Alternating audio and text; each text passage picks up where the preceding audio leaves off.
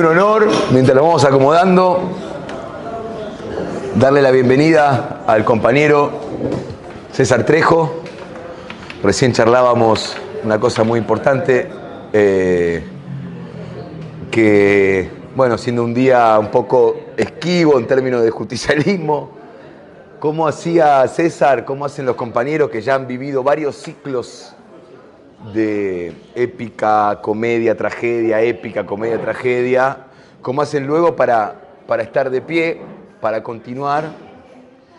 Y César me dice, bueno, la lucha es vida, hermano, y la vida es lucha. Hizo como esas tantas cosas que le atribuimos a Perón, está atribuida al general también.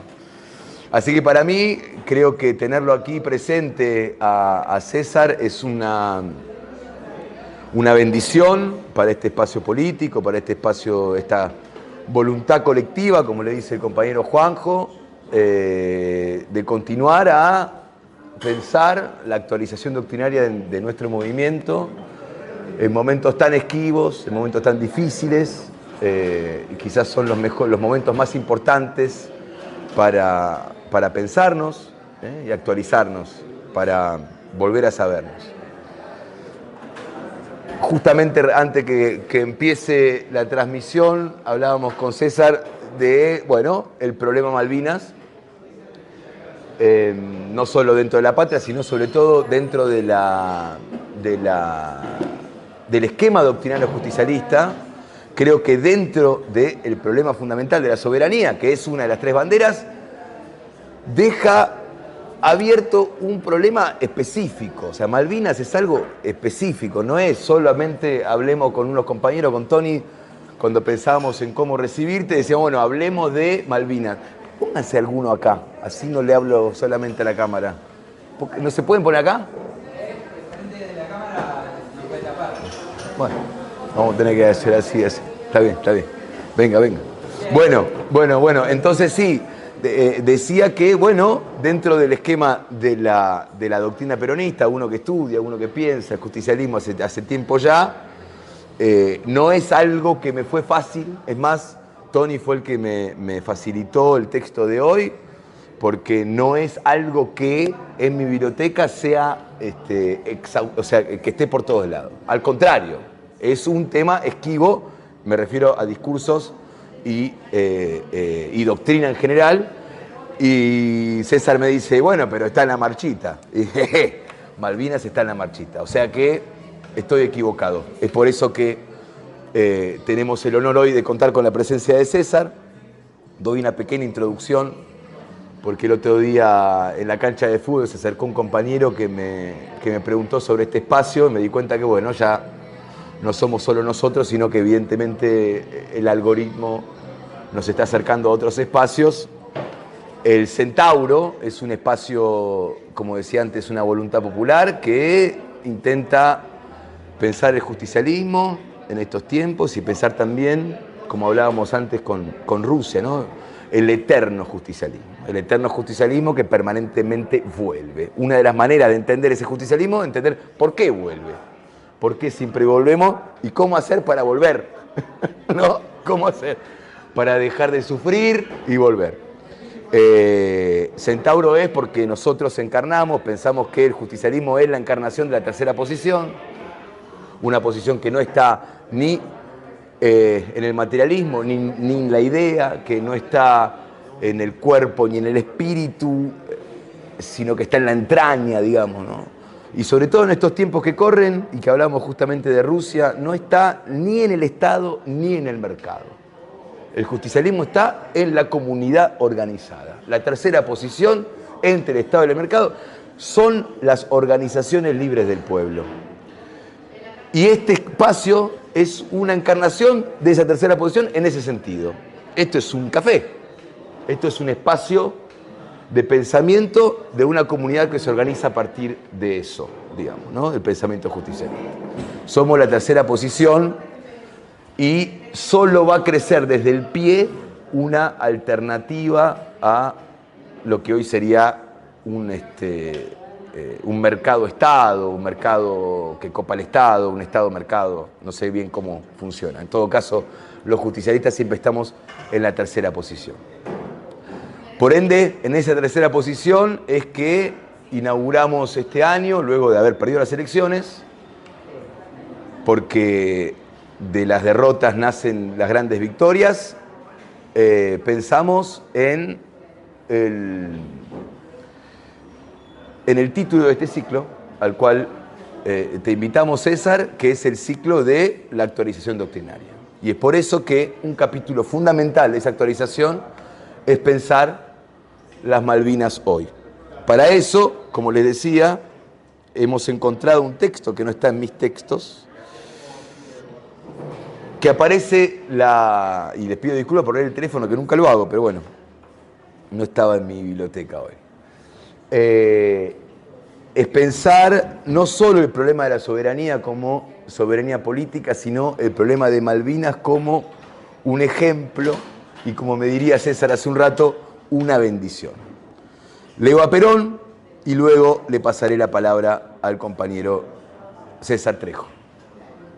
Por primera vez en todas las escuelas argentinas se enseña, por ejemplo, en forma orgánica y general, la verdad sobre las Malvinas argentinas y sobre nuestra soberanía en la Antártida.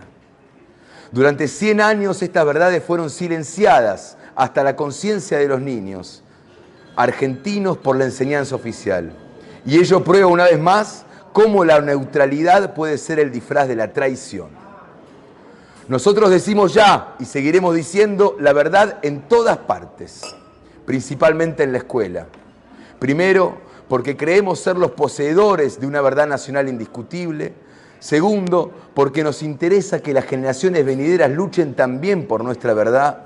Y tercero, porque no queremos que la patria vuelva a ser injustamente sometida y humillada, después de haber proclamado ante el mundo su irrevocable decisión de ser justa, libre y soberana. Si para ello la escuela debe violar ciertos viejos prejuicios, y bueno, también para realizar la justicia social, la independencia económica y la soberanía política, hubo que superar ciertos principios legales y constitucionales. Habrán de disculparme los señores miembros del Honorable Congreso de la Nación esta pequeña digresión, pero entiendo que es mi deber exponer no solo lo realizado, sino sus motivos. Y este es un motivo fundamental. Hemos convertido una Argentina injusta, desalentada, sin fe, sin esperanza, sometida económicamente y atada a las sugerencias extrañas, en una nueva Argentina justa, optimista, feliz, verticalmente digna, económicamente libre, una nueva Argentina que no se deja sugerir sus rumbos y que en cambio puede aconsejarlos a la humanidad. Y después de haber hecho todo esto, ¿podemos acaso detenernos ante viejos prejuicios? ¿Podemos acaso fallar ante nuestros hijos esa verdad que está en los labios del mundo? ¿Podemos acaso correr el riesgo de ocultarla a las generaciones venideras para que en ellas las fuerzas poderosas de la mentira y la traición vuelvan a consumar la entrega a la patria? Yo prefiero que nuestros adversarios nos acusen de hacer política en las escuelas. Yo sé que en el fondo les duele que allí también brille la verdad, porque donde quiera que ella se diga aparecerá esplendorosamente iluminada la nueva Argentina en nuestras manos y a su sombra la otra Argentina que ellos abandonaron en manos extranjeras. Es palabra de Dios. Con ustedes, compañero excombatiente de Malvinas, César Trejo, y también director del Observatorio de Malvinas Argentinas de la Universidad Nacional de Lanús. Compañero César Trejo, les pido un gran aplauso, compañeros y compañeras. Buenas tardes a todos. La causa de Malvinas está en el corazón de la doctrina peronista. Perón englobó muy sabiamente, muy precursoramente, Malvinas como parte de un conflicto más vasto que es el Atlántico Sur, que incluye Malvinas, el Atlántico Sur y la Antártida. Y a ese vector geopolítico, Perón lo definió como la causa magna de los argentinos. Y actuó en consecuencia, ¿no? Entonces, en la década del 40, impulsado por el coronel Pujato, Perón desarrolla toda una política antártica que le dará vigor a una política que ya venía de 40 años antes, un poco más, donde la Argentina había sido un país que inicia en 1904 el camino de la presencia permanente argentina en la Antártida. Pero Perón le da un impulso superior y establece varias bases en la Antártida, permanentes y otras no permanentes, y pone casi a toda la flota de mar a tener presencia física en la Antártida, incluso en el contexto de la aún Segunda Guerra Mundial y de la inmediata posguerra mundial, con un enfrentamiento que pudo haber llegado a una guerra con Gran Bretaña. Hay un gran historiador, joven, compañero, Pablo Fontana, que trabaja en el Instituto Antártico como historiador, que escribió un muy lindo librito que lo recomiendo, La pugna antártica, y ahí se describe justamente todo ese conflicto. Perón además se incorpora por primera vez el que hoy es el mapa oficial de la República Argentina, pero esbozado en el mapa bicontinental de la época. E incluye de manera absoluta la necesidad de que toda cartografía que se distribuya oficialmente en las escuelas públicas tenga la Antártida y las Malvinas. En el año 1950, Perón, cuando se conmemora el centenario del fallecimiento del padre de la patria, general San Martín, se hace obviamente una planificación de actividades en conmemoración del Libertador, y una de esas cuestiones es la conmemoración a través de lo que llamó la llama de la argentinidad. La llama de la argentinidad suponía la construcción de 7 llamas votivas que, digamos, se sacó el fuego de la llama votiva que está en la catedral, donde está la tumba del padre de la patria, y se esparció por distintos lugares. 2 de esas llamas votivas, el mandato era que una debía ir a la Antártida y otra a las Islas Malvinas. Y le encomendó, básicamente estaban todo lo que se llamaban las fuerzas vivas en esa época, pero le encomendó a la juventud del movimiento obrero la tarea misional de peregrinar por todos los rincones de la patria y llevar esa llama votiva. Estaba un secretario de Cultura, era un hombre procedente del nacionalismo conservador, Gallé Pirán, que fue durante muchos años secretario de Perón, porque Perón, lo que a veces no ocurre, Perón era alguien que convocaba a todos los sectores ideológicos, no abrevaba solamente en un sector ideológico. Había peronistas, reciente había conservadores populares, había radicales, había socialistas.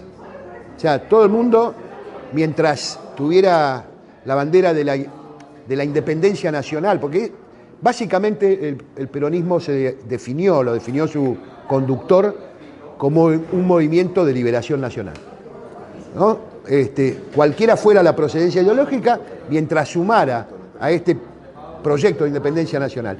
Y en ese contexto, como lo decías vos, Santiago, y estábamos conversando, la propia marcha peronista tiene a la Antártida y a las Malvinas como una reivindicación, en la marcha original y en la marcha extensa, digamos. Después sabemos que es una síntesis, una abreviatura, digamos, la que se hizo después y se canta continuamente, pero era más extensa. Y entre sus poemas, sus párrafos, estaban las Malvinas y la Antártida. De alguna manera, esa concepción geopolítica de que la Argentina ya no era el espacio de la Argentina oligárquica que solo se concentraba en la pampa húmeda, le daba la espalda al mar, prácticamente no miraba más allá de la pampa húmeda. La Patagonia había sido un error del general Roca, ¿no? Y las provincias del norte eran una carga pesada, digamos, para esta oligarquía agroexportadora. Perón replantea todo el espacio y dice, no, el mar, la conciencia marítima, la conciencia... Y pone como vector el Atlántico Sur. O sea que es íncito al proyecto geopolítico peronista el Atlántico Sur.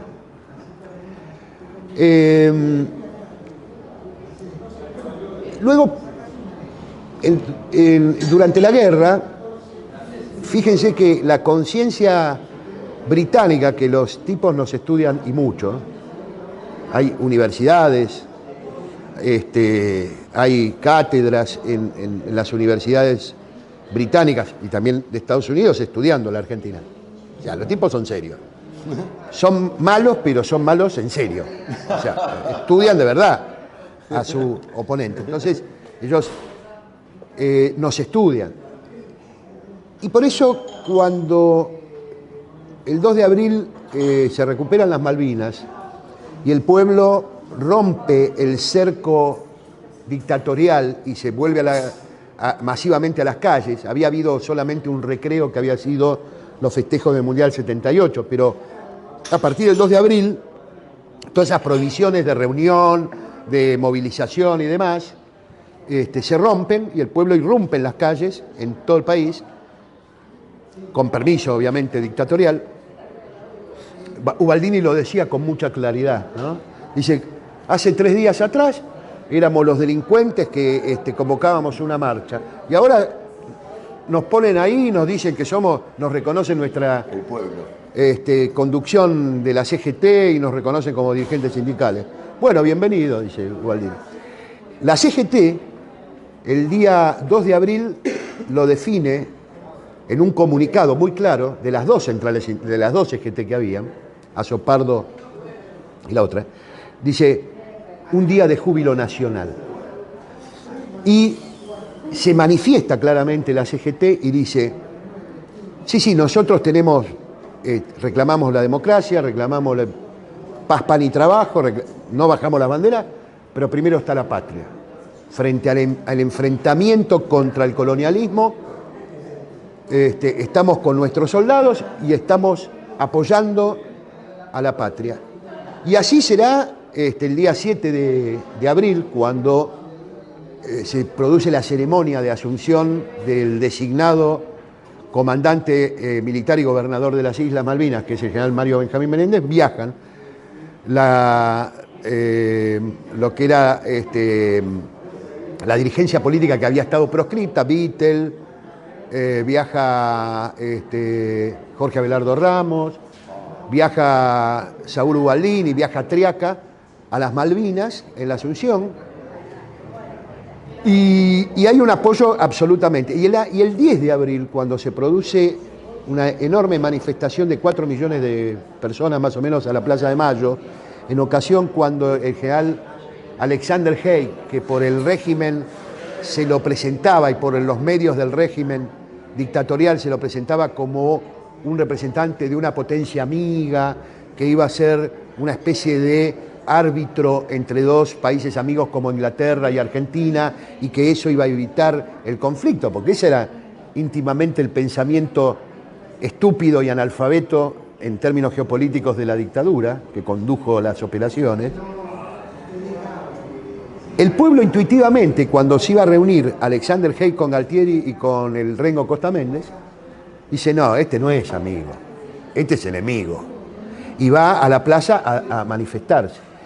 De ese encuentro multitudinario que la inteligencia argentina, las élites de producción simbólica colonizadas como Beatriz Arlo, Vicente Palermo, Luis Alberto Romero, Emilio de Ípora, Novaro, Sebrelli y toda la runfla pro-británica, del pensamiento pro-británico en la Argentina, ejecutores de las ideas de su majestad británica, interpretan que la barbarie, el pueblo bárbaro, salvaje, llevado por la propaganda oficialista, fue llevada a la plaza.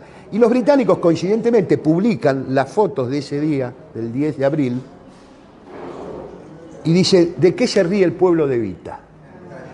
Y el general Alexander Haig, que había tenido tipo de general de 4 estrellas, un pesado, que había manejado o que había estado en el momento en que la revolución iraní recibe al ayatolá Khomeini en 1979. Él estaba como embajador norteamericano en Teherán.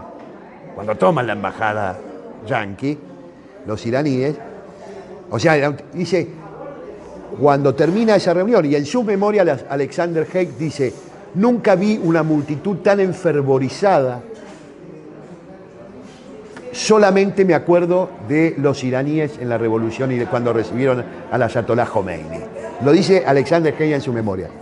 Y ese pueblo, enfervorizado por la recuperación de Malvinas, va masivamente a la Plaza de Mayo y en todas las plazas de la República, en un acto muy semejante, casi idéntico diría, a los festejos del Mundial del 2022, cuando 7 millones de personas en todo el país cantan por los pibes de Malvinas que jamás olvidaré. Lo cual, esa plaza transforma lo que era una trampa estratégica de Estados Unidos y Gran Bretaña para embretar a la dictadura, que era analfabeta política, en una pequeña guerra para justificar después el establecimiento de bases militares en el Atlántico Sur. El pueblo lo transforma en otra cosa. Cuando Galtieri dice, si quieren venir que vengan, le presentaremos batalla, la gente grita, viva y demás. Pero cuando Galtieri dice, yo como presidente de los argentinos, la gente lo chifla. Le canta Salí borracho del balcón que está en la Plaza de Perón. Y se ven los carteles que dicen Malvinas sí, proceso no. U otros que dicen las Malvinas son de los trabajadores y no de los torturadores. Y están también las madres de Plaza de Mayo que dicen las Malvinas son argentinas, los desaparecidos también. Es decir, es una plaza que, a contramano de lo que la inteligencia colonizada, que mencioné antes, y no la vuelvo a repetir porque me entran dificultades y dolores gástricos, el pueblo, a diferencia, dicen, no era la barbarie inculta llevada por la propaganda de la dictadura, era la lucidez del pueblo argentino, que separaba claramente lo que era su enemigo histórico, una causa justa de una dictadura no representativa. Es muy interesante estudiar ese día de la plaza, y nosotros desde la Universidad Nacional de Lanús lo hicimos con un trabajo de 2 investigadores, las plazas de Malvinas, donde Galtieri no sabe ni siquiera cómo expresarse gestualmente. En un momento dado levanta la vela y los de atrás dicen, no, eso es peronista. En otra levanta el puño y dice, no, eso es comunista. El otro hace así, no, eso también es peronista. Entonces, el tipo no sabe ni está en problemas. Y la gente le va marcando el pulso. A mí me convocan el 9 de abril a reincorporarme a filas. Yo ya estaba de baja. Y la orden de partir llega el 11. Entre el 9 y el 11 estuvo la plaza. La decisión original era tomar Malvinas, recuperar Malvinas, dejar una guardia de 450 efectivos y negociar, porque Estados Unidos iba a resolver todo, porque no va a haber guerra. Porque nosotros somos amigos de Estados Unidos, le estamos mandando militares a Nicaragua, a asesorarlo contra, a Salvador, para luchar contra las guerrillas comunistas. Somos amigos nosotros. Entonces, en esa estupidez de analfabetismo político, los tipos creían que no iba a pasar nada. Pero Galtieri, cuando ve la plaza, dice, no, me están pidiendo que vaya en serio. Y manda 10.000 soldados. Este servidor, junto con 10.000, no nos mandó el dictador borracho, nos mandó el pueblo en la plaza. Nosotros la orden de ir a combatir nos la dio el pueblo argentino el 10 de abril de 1982 en la Plaza de Mayo. Todo lo contrario de lo que dice la historia de la desmalvinización. ¿Cómo titulan los diarios ingleses? La culpa la tiene Perón. Lo dice Thatcher en el Parlamento inglés. Dice, estos son los fantasmas del peronismo. porque ellos sabían que la formación del pueblo argentino en el amor a su patria, en el reconocimiento de quién era el enemigo, lo hizo la etapa del peronismo. Entonces no querían que los fantasmas peronistas volvieran a revivir, y por eso titulan ¿De qué ríe el pueblo de Evita? La culpa de ese pueblo enardecido la tiene Perón. Sobrevenida la derrota, ya muerto el general Perón, hay un episodio que hay que nombrar en honor, digamos, al último gobierno peronista, que fue hasta el 76. El último gobierno peronista que tuvimos fue hasta el 76. Después no hubo más gobiernos peronistas. Es mi afirmación. Sí, es mi afirmación. No hubo más gobiernos peronistas. Último gobierno peronista fue hasta el 76.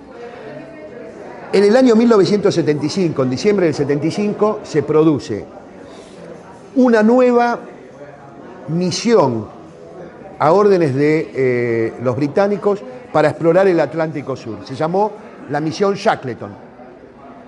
Un descendiente, un nieto del gran explorador Shackleton, del principios del siglo XX, 1900, por ahí, que a fines del 75 va a Malvinas a hacer una investigación geológica y determina, y hay un informe, se llama el informe Shackleton, que es el que va a trazar la nueva política británica para el Atlántico Sur y el que llevaría, en definitiva, a tomar la decisión a los británicos de abandonar todo tipo de negociación, porque Shackleton informa que hay 60.000 millones de barriles de petróleo extraíbles en el Atlántico Sur, pesca y demás, y recomienda, hay dos alternativas, dice Shackleton. Una es arreglar con Argentina, porque no se puede plantear un negocio sustentable logísticamente para las grandes empresas petroleras si no arreglamos con Argentina.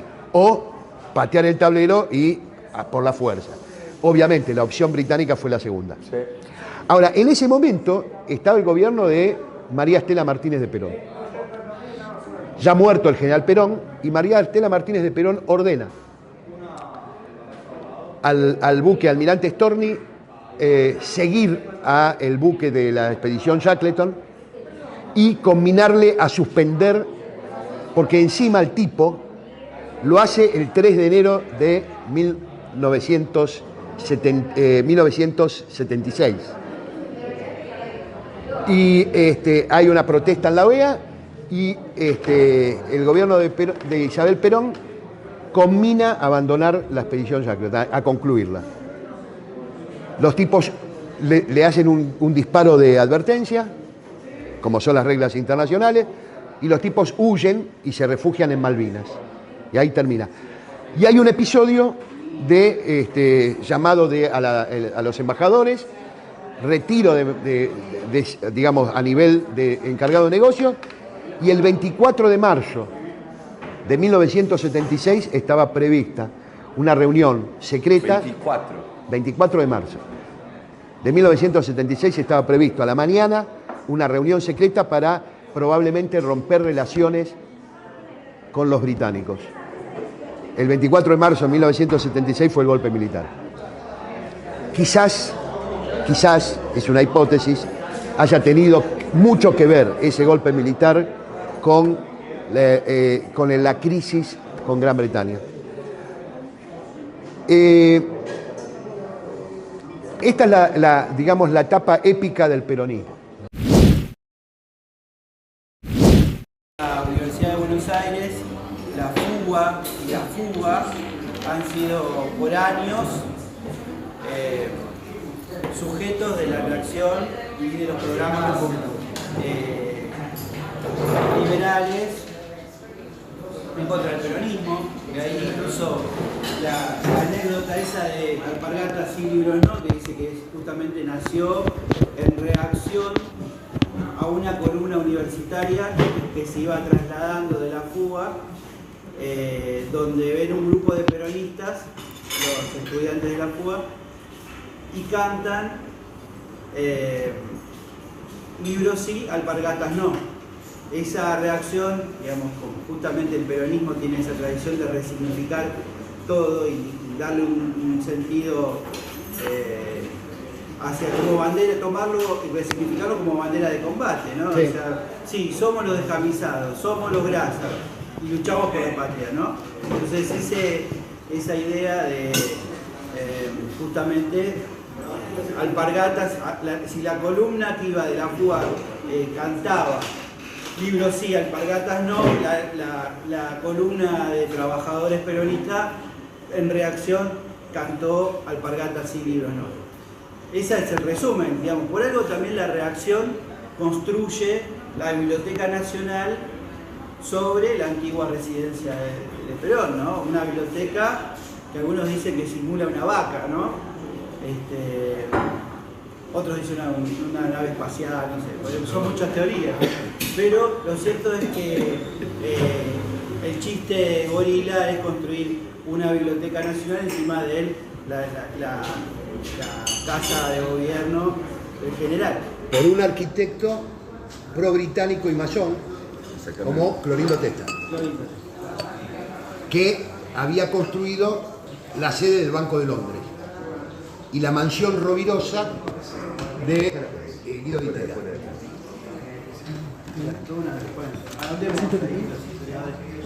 Yo defiendo la universidad y aporto también que también es cierto que se ha abierto las universidades del conurbano, ahora han abierto otra canilla. Bueno, ahí está. Claro, Ahí está. La Universidad de Lanús, la de San Martín, la de Quilmes, la de la Jaureche en Florencio Varela, la de José de Paz, la de La Matanza, ¿no? Entonces esas universidades que realmente tienen un componente de pueblo y que abre a la participación democrática y que tal vez hasta algún momento estuvo vedado.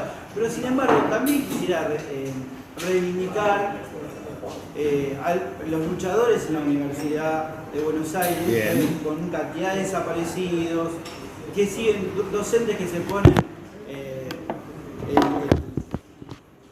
frente a empleos muy mal pagados, se pone la educación y siguen pensando en un proyecto nacional y popular, ¿no? Entonces, en ese sentido... Como excepción, no como regla.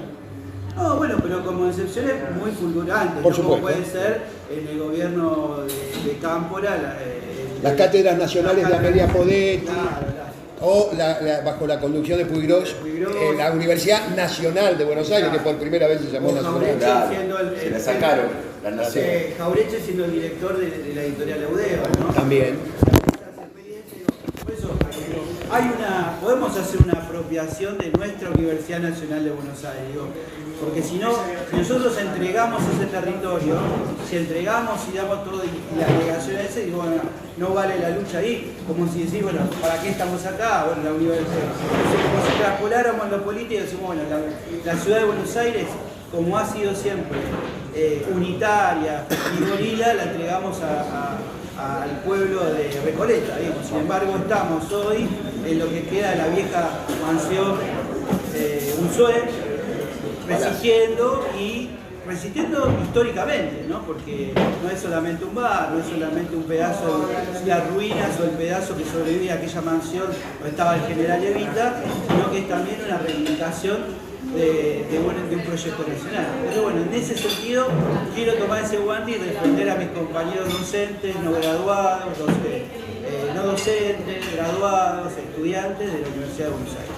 Me parece brillante, muy bien, lo acepto, pero insisto que es una batalla que hay que dar y hay que decirlo, porque si callamos, digamos, como también creo que hay que decir algunas cuestiones, como yo lo afirmaba antes, quiero fundamentarlo, porque considero que el actual, o los que se dicen peronistas hoy, han sido también desmalvinizadores, han sido parte de la desmalvinización.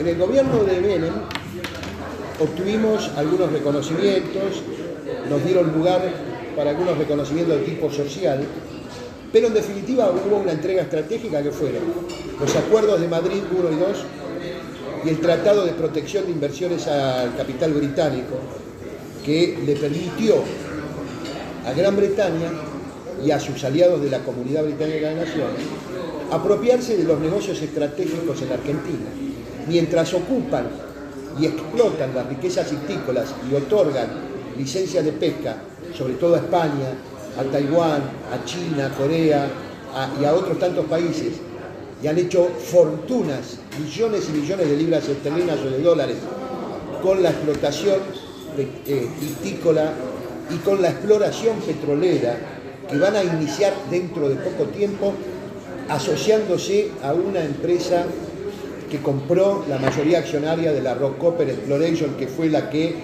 hizo la exploración en la plataforma Sea Lion, que es la plataforma adyacente a Malvinas, una empresa israelí, Navitas Limited, que ha comprado la mayoría del paquete accionario, o sea que también Israel está en el negocio y explotación futura de los hidrocarburos. Mientras esto ocurre ilegalmente, piratescamente se roban los recursos del Atlántico Sur, a las empresas canadienses, australianas, sudafricanas y británicas, o sea, todas integrantes de la Comunidad Británica de Naciones, explotan más del 90% de los yacimientos minerales en la República Argentina, de una manera que es absolutamente opaca, absolutamente oscura, de la cual nadie habla, y que cada tanto nos enteramos cuando hay algún envenenamiento de las aguas, de los ríos,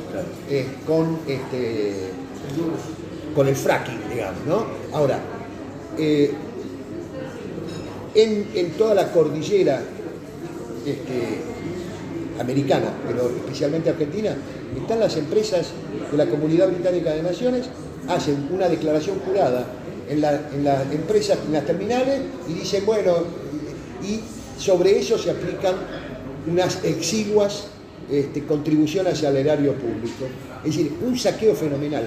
Alcide Argumedo, antes de fallecer, dio a conocer un estudio realizado por la Facultad de Ingeniería de la Universidad Nacional del Tucumán, estimando que, fruto de la evasión de lo que deberían pagar esas empresas por la explotación de las tierras raras son minerales que de alguna manera la mayor parte de ellos son utilizados en las industrias estratégicas modernas, digamos, ¿no? Había una evasión de 18.000 millones de dólares. Si le sumamos esos 18.000 millones de dólares a la evasión que se hace a través de la cuenca del río Paraná, mal llamada hidrovía, si le sumamos a la depredación ictícola con licencia de pesca y explotación de nuestros recursos ictícolas en el Atlántico Sur, si le sumamos al saqueo vía deuda y demás, vemos que la Argentina no faltan dólares, sobran dólares. El tema es que lo saquean. Y para eso tiene que haber la complicidad del conjunto de la clase dirigente. Y para eso también hubo una teoría de la dominación que la escribió en el año 1994 un señor que se llamó Carlos Escudé y que tituló La teoría del realismo periférico. La teoría del realismo periférico fue el basamento filosófico-político del gobierno entreguista de Menem, pero que ningún gobierno después desafió y de alguna manera internalizó, y hoy vemos en el pensamiento explícito del gobierno de Milei. Pasó del menemismo al kirchnerismo. Exactamente, O sea, el realismo periférico. Lo vemos, porque fue además una milonga y los tangos. Este tango se llama A la mujer le falta un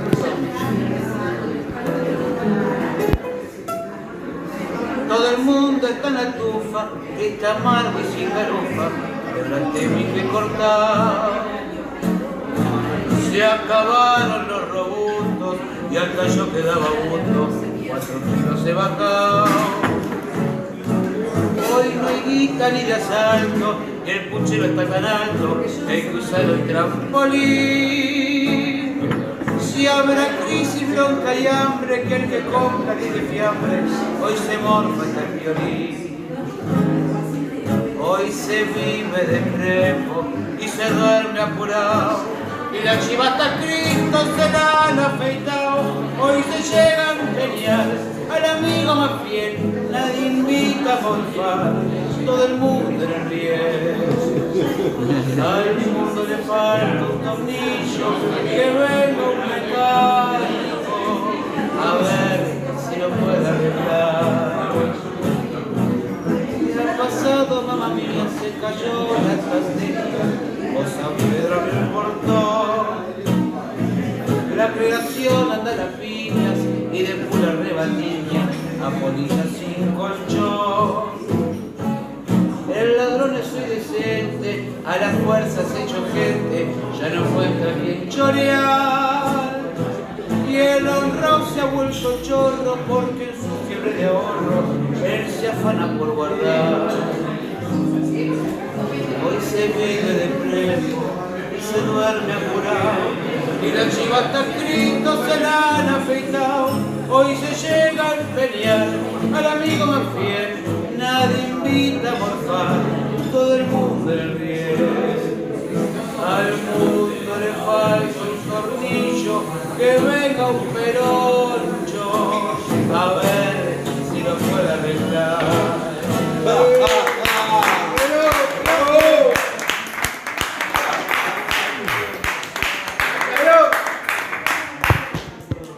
Ya,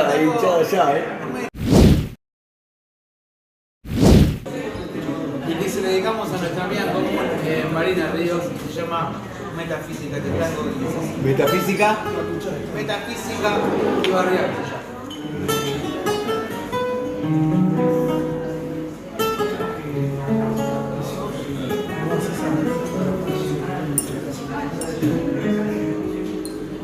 Metafísica y barrial, calle sentimental donde jugaba en la vereda sola.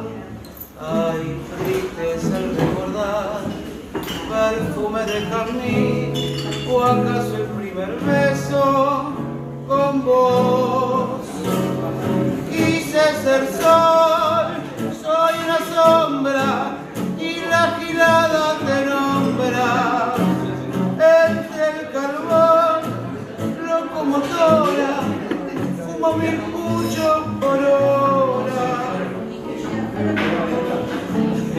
Falta el pan y sobra el mar, no sé si te acordás, morfábamos estrellas. Hoy tengo el corazón cansado de vagar por las calles desiertas, sola. Quise ser sol, soy una sombra y la girada te nombra. Entre el carbón, locomotora, fumo mil puchos por hora. Sola,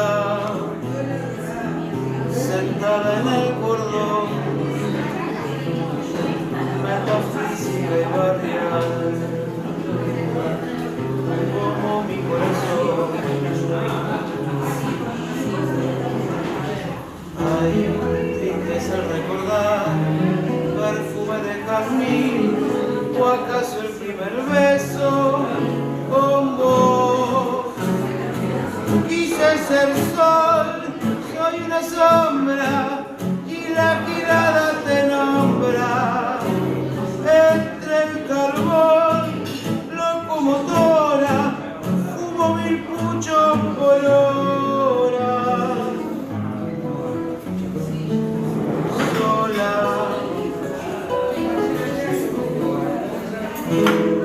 ¡Bravo! Para brindar con ustedes, compañeros, voy a hacer este tango de borrachos que se llama De Puro Cuerpo. Perdón, borrachos del abasto. No, no es de nosotros. Ah. Tango, es más, mira, no sé de qué. Los borrachos ¿no? Se extienden en el espacio y en el tiempo. Son universales. Claro. Tiene una banda llamada Borracho del Abasto. Muy bueno.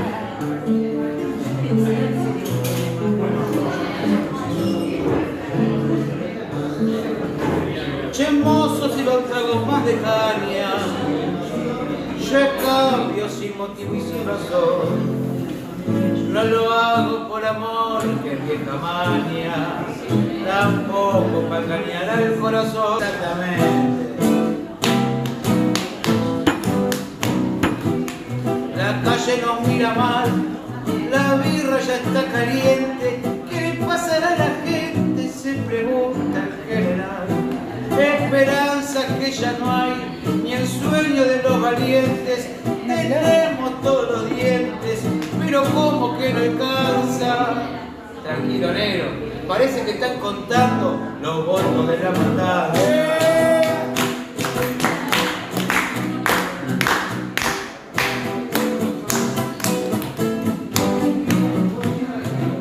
Compañero anda callado, compañera, ¿qué le pasa? Todo tristes en mi casa, ni siquiera me han llamado. Medianoche un tinglao, meta vino y empanadas para ver los resultados. La ansiedad ya nos mataba. Tranquilo, compa, que faltan los votos de la matanza.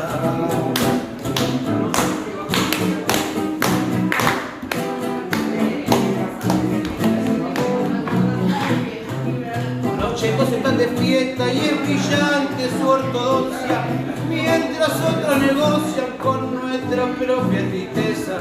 Ahora está en todo en venta, plan de ajuste y más miseria. No queda nadie en la feria, pero hay una esperanza. Parece que están contando los votos de la matanza.